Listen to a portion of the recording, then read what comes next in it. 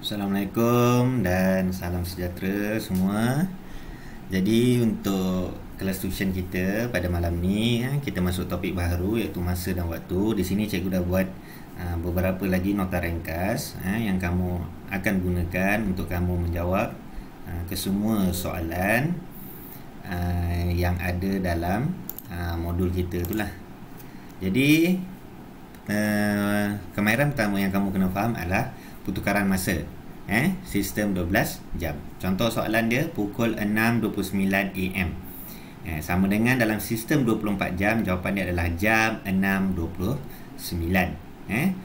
Jadi macam mana tahu jawapan dia jam 6.29 ni? AMA ni, kata kunci dia A ni maksudnya salin balik. Itu saja. Pukul 7.45 PM. Kata kunci kat sini PM ni, P ni maksudnya plus. Plus tu dalam bahasa Inggeris, plus tu tambah. Dalam bahasa Melayu dia tambah. Jadi tambah dengan berapa? Tambah dengan 12. Ni cikgu dah buat ni, tambah dengan 12. Yang dekat jam saja. Jadi 7 tambah 12 kamu akan dapat 19. Jadi jam 19.45. Okey, macam mana daripada jam 19.45 nak jadi kepada sistem 12 jam pula? Tolak 12 lah. Tu saja bezanya. Jadi 19 kamu akan tolak dengan 12. Kamu akan dapat pukul 7.45 PM. Boleh faham cara dia? Okey, seterusnya pecahan masa. Macam mana kita nak menyelesaikan soalan melibatkan nombor pecahan dalam topik masa? Contohnya 3/4 jam bersama dengan 45 minit. Macam mana cikgu tahu 45 minit? Okey, 3/4 jam ni kamu kena faham dia tak sampai 1 jam lagi. Jadi bila tak sampai 1 jam dia dalam minit. Jadi 3/4 darab dengan 60. 1 jam bersama dengan 60 minit. Jadi kita darab dahulu. Sebab tu anak panah ni 3 darab 60 ni cikgu dah buat ni. 3 darab 60 sama dengan 180. Kamu buat untuk lazim lah.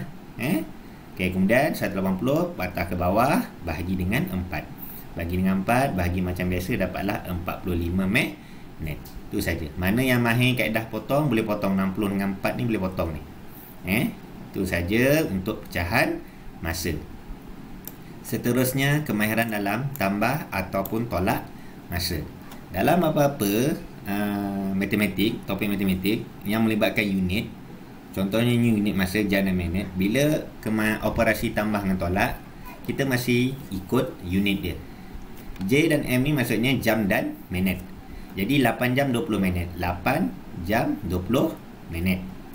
Tambah kat sini 2 jam 55 minit. Tambah seperti biasa. Sifar tambah 5, 5, 2 tambah 5, 7. 8 tambah 2, 10.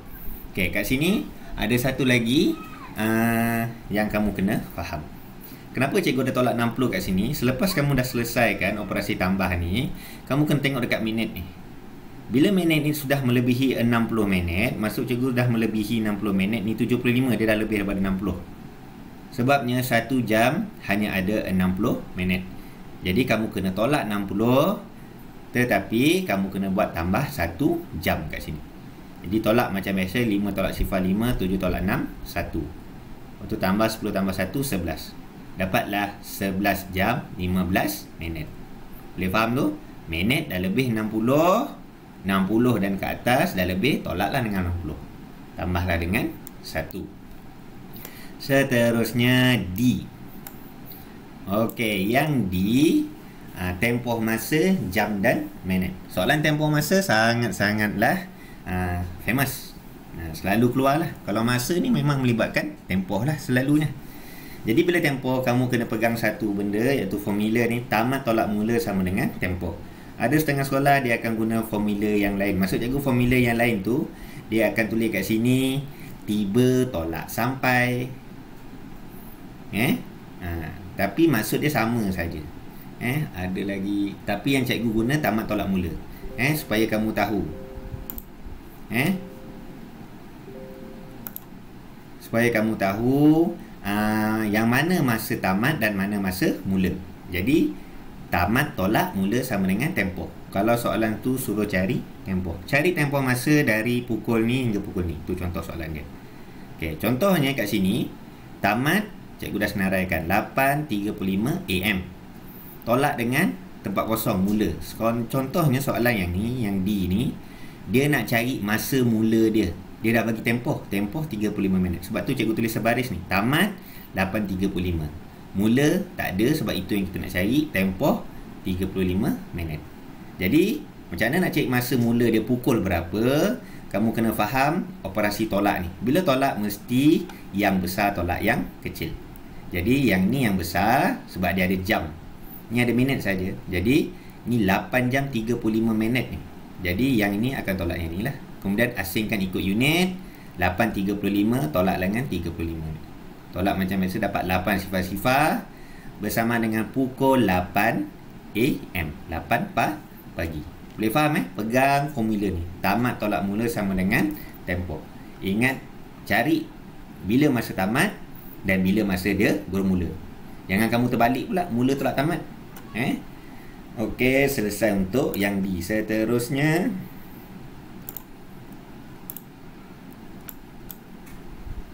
okey, E pula. Okey, yang E, tempoh masa juga melibatkan tahun dan bulan. Contoh soalannya, cari tempoh masa dari Mei 2016 hingga September 2018. Okey, kaedah yang cikgu gunakan ni, dia namanya kaedah ada garis masa. Garis masa. Dia ada dua kaedah lah. Cikgu tunjuk kaedah yang satu ni. Garis masa. Dan ada setengah sekolah pun dia suka guna kaedah ni. Tak ada masalah. Okey, jadi masa mula dia Mei 2016 hingga September 2018. Jadi kamu ambil kemarin, kamu buat garisan. Buat tulang yang pertama ni, masa mula Mei 2016. Kamu tulis Mei 2016. Kemudian Mei pergi ke Mei 2017. Kemudian Mei 2017 pergi pula Mei ke 2018. Sekarang ni kita dah sampai 2018, tahun tamat yang kita nak pergi. Jadi kat sini kamu dah tahu dah, Mei 2016, 2017 satu tahun. Lepas tu Mei 2017 ke 2018 satu tahun. Okey, sekarang ni dia tanya, dia punya masa tamat dia adalah September 2018. Jadi Mei, selepas Mei, Jun, Julai, Ogos, September 2018. Jadi kamu buatlah anak panah tu, ni satu bulan, satu bulan, satu bulan, satu bulan. Jadi kamu jumlahkan, dia dapatlah jawapan dia. Satu tahun jadi 2 tahun.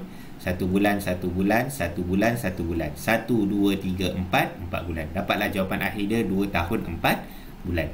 Ini tempoh masa melibatkan tahun dan bulan. Ini tahun dan yang ni bulan. Okey, seterusnya yang terakhir sekali. F.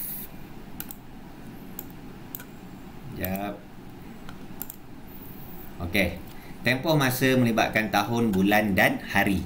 Okey, yang ini yang paling selalu keluar lah, sebab dia melibatkan 3 unit masa, tahun, bulan dan hari.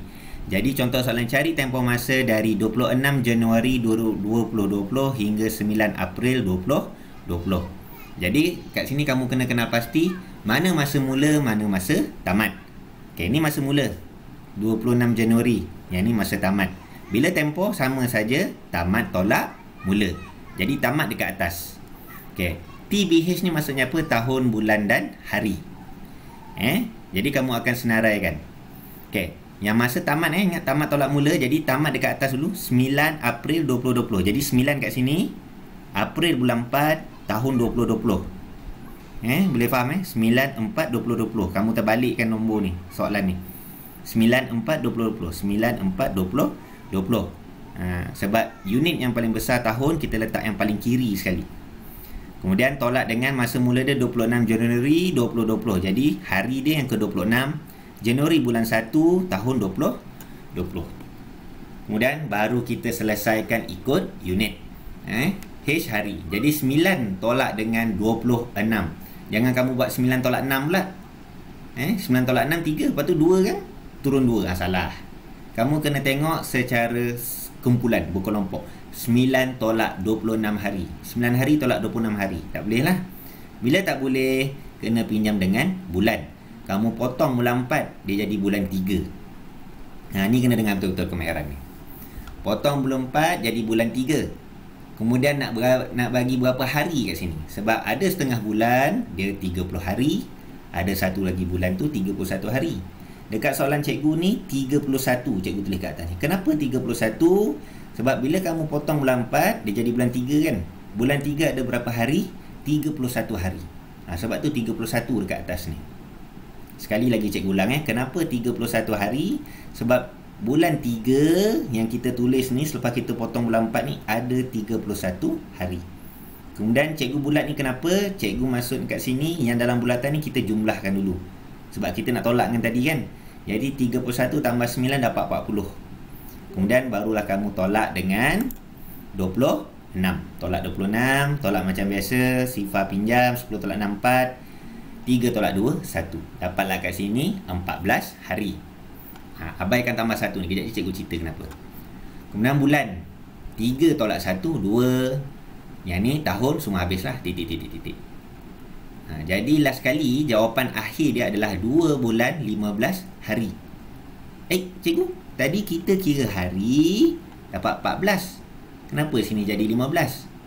Itu kaitan dengan tambah 1 ni. 14 tambah 1 mesti dapat 15. Kenapa kena tambah 1? Kamu kena ingat, apabila kita mengira tempoh masa melibatkan hari, tempoh masa melibatkan hari, hari kejadian itu dikira.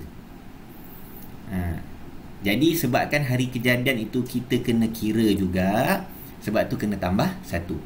Jadi kesimpulannya, apa-apa soalan tempoh masa melibatkan tahun, bulan dan hari, tahun, bulan dan hari, 3 benda ni berlaku serentak, tahun, bulan dan hari ni, TBH ni. Kat hari ni kamu mesti tambah 1. Boleh faham tu? Kalau orang tanya kenapa tambah 1? Sebabnya hari kejadian pun kita kira. Itu sebabnya. Hari kejadiannya. Dia macam kita pergi hotel. Contoh kalau kamu pergi hotel kan, 2 hari 1 malam. 2 hari 1 malam.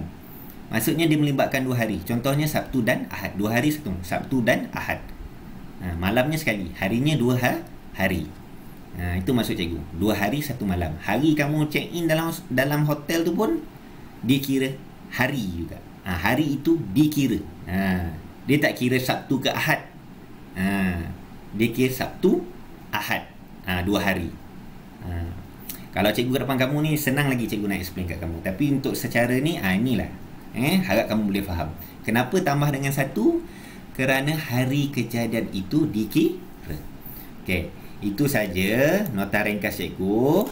Dan segala soalan penyelesaian masalah tu kamu kena faham lah. Ini yang asas. Kamu pegang yang ni, insya-Allah soalan penyelesaian masalah. Contohnya Ali pergi ke sana pada jam ni, kamu kena faham lah. Kalau dia tiba awal, nak kena tolak ke tambah? Lambat sampai maksudnya kena tambah. Lambat sampai maksudnya masa dia bertambah, lambat. Awal sampai kena tolak. Itu kamu kena faham lah. Okey, itu saja daripada cikgu. Jadi kamu dah boleh menjawab soalan dalam buku modul tu.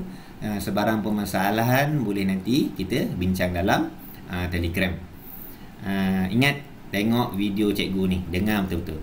Itu saja daripada cikgu. Sekian, terima kasih dan stay safe.